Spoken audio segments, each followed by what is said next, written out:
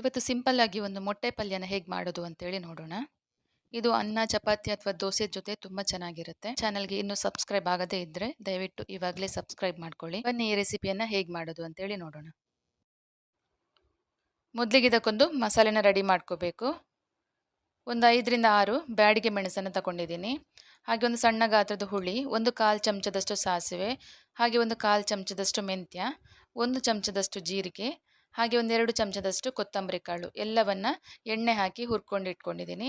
ಹಾಗೆ ಸ್ವಲ್ಪ ಈರುಳ್ಳಿ, ಒಂದು 4 ಎಸಳು ಬೆಳ್ಳುಳ್ಳಿನ ತಗೊಂಡಿದ್ದೀನಿ.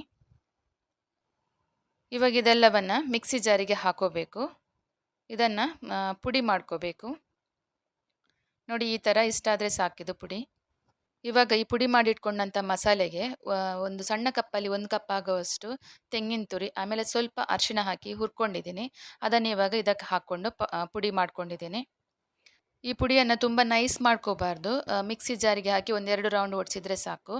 ಇವಾಗ ನಾವು ಪುಡಿ ಮಾಡಿಟ್ಕೊಂಡಂಥ ಜಾರಿಗೆ ಸ್ವಲ್ಪ ನೀರು ಹಾಕೋಬೇಕು.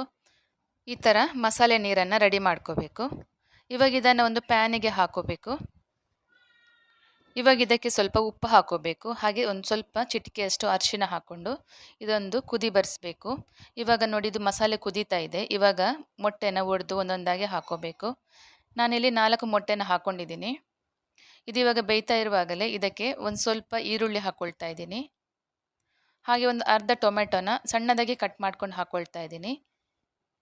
ಇವಾಗ ಇದಕ್ಕೊಂದು ಲಿಡ್ ಮುಚ್ಚಿ ಇದನ್ನು ಸ್ವಲ್ಪ ಬೇಯಿಸಬೇಕು. ಮೊಟ್ಟೆ ಎಲ್ಲ ಚೆನ್ನಾಗಿ ಬೇಯಬೇಕು. ಇವಾಗ ನೋಡಿ, ಮೊಟ್ಟೆ ಎಲ್ಲ ಬೆಂದಿದೆ ಚೆನ್ನಾಗಿ. ಇವಾಗ ಒಂದು ಸ್ಪ್ಯಾಚುಲದಲ್ಲಿ ಇದನ್ನು ಪುಡಿ ಮಾಡ್ಕೋಬೇಕು. ಸಣ್ಣ ಸಣ್ಣ ಪೀಸಸ್ ಆಗಿ ಪುಡಿ ಮಾಡ್ಕೋಬೇಕು.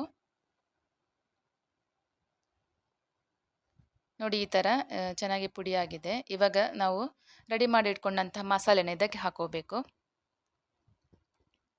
ಮಸಾಲೆನ ಹಾಕ್ಕೊಂಡು ಚೆನ್ನಾಗಿ ಮಿಕ್ಸ್ ಮಾಡ್ಕೋಬೇಕು. ಮೊಟ್ಟೆ ಮತ್ತು ಮಸಾಲೆ ಚೆನ್ನಾಗಿ ಒಂದಕ್ಕೊಂದು ಬೆರಿಬೇಕು. ಇವಾಗ ನೋಡಿ, ಮಸಾಲೆ ರೆಡಿಯಾಗಿದೆ. ಇವಾಗ ಮತ್ತೊಂದು ಬಾಣಲೆಗೆ ಸ್ವಲ್ಪ ಎಣ್ಣೆ ಹಾಕ್ಕೊಂಡಿದ್ದೀನಿ. ಅದಕ್ಕೆ ಸ್ವಲ್ಪ ಸಾಸಿವೆ ಹಾಕ್ಕೊಳ್ತಾ ಇದ್ದೀನಿ. ಸಾಸಿವೆ ಸಿಡಿದ ನಂತರ ಒಂದು ಸ್ವಲ್ಪ ಬೆಳ್ಳುಳ್ಳಿನ ಹಾಕ್ಕೊಂಡಿದ್ದೀನಿ. ಬೆಳ್ಳುಳ್ಳಿ ಸ್ವಲ್ಪ ಫ್ರೈ ಆಗಬೇಕು. ಬೆಳ್ಳುಳ್ಳಿ ಕೆಂಪಗಾಗ್ತಾ ಇದ್ದಾಗೆ ಸ್ವಲ್ಪ ಈರುಳ್ಳಿಯನ್ನು ಹಾಕ್ಕೊಂಡಿದ್ದೀನಿ. ಹಾಗೆ ಸ್ವಲ್ಪ ಕರಿಬೇವನ್ನು ಹಾಕ್ಕೊಂಡಿದ್ದೀನಿ. ಇದು ಚೆನ್ನಾಗಿ ಕೆಂಪಗೆ ಕಾಯಬೇಕು ಈ ಥರ. ಇವಾಗ ನಾವು ರೆಡಿ ಮಾಡಿ ಇಟ್ಕೊಂಡಂತಹ ಮೊಟ್ಟೆ ಮಸಾಲೆನ ಇದಕ್ಕೆ ಹಾಕೋಬೇಕು.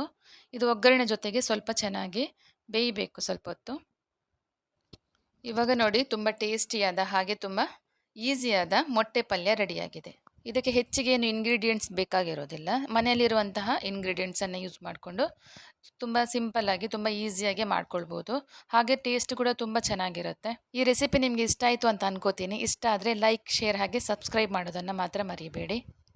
ಹಾಗೆ ಪಕ್ಕದಲ್ಲಿ ಬರುವಂಥ ಬೆಲ್ ಐಕನ್ನ ಕೂಡ ಕ್ಲಿಕ್ ಮಾಡಿ. ನಾನು ಹಾಕುವಂಥ ವಿಡಿಯೋ ನೋಟಿಫಿಕೇಶನ್ ನಿಮಗೆ ತಕ್ಷಣಕ್ಕೆ ಸಿಗುತ್ತೆ. ಹಾಗೆ ನನ್ನ ಚಾನಲ್ಗೆ ನೀವೇನಾದರೂ ಹೊಸಬರಾಗಿದ್ದರೆ ದಯವಿಟ್ಟು ಸಬ್ಸ್ಕ್ರೈಬ್ ಮಾಡಿಕೊಂಡು ನೋಡಿ. ಮತ್ತೊಂದು ಹೊಸ ರೆಸಿಪಿಯೊಂದಿಗೆ ಮತ್ತೆ ಬರ್ತೀನಿ. Thank you for watching.